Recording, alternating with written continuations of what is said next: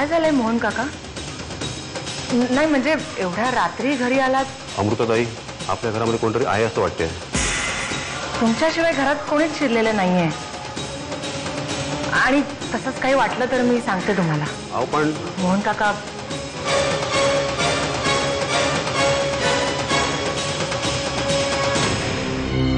हा अमृता, कुठे आहेस तू?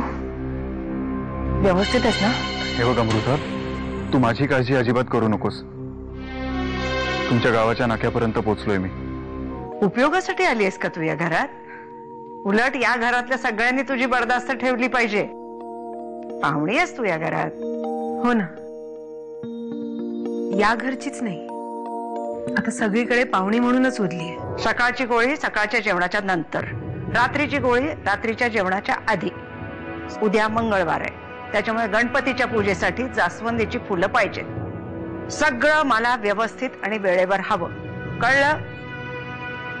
आणखीन काही लागलं तर नंतर सांगण्यात येईल. येस मॅम, कळलं.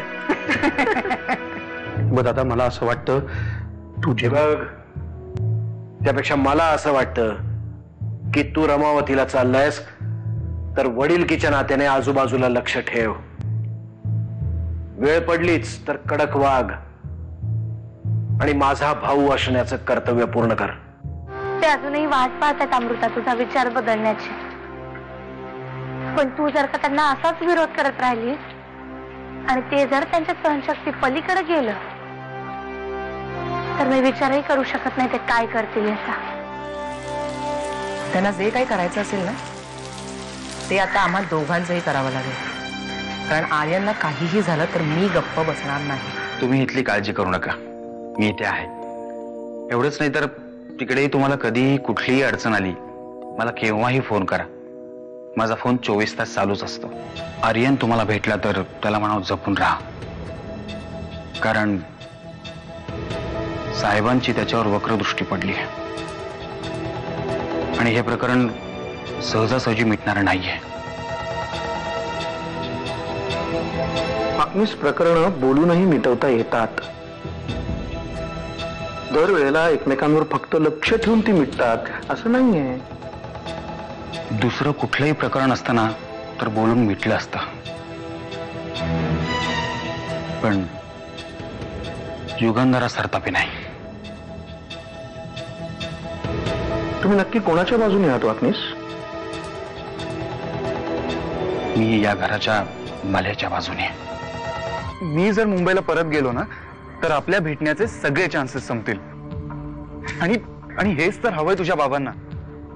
म्हणूनच तर त्यांनी जानकीला इकडे पाठवलं होतं, इनडायरेक्टली त्यांचा मेसेज पोचवायला. जानकी तुला भेटायला आली होती? तू बोलवलं नव्हतंस तिला?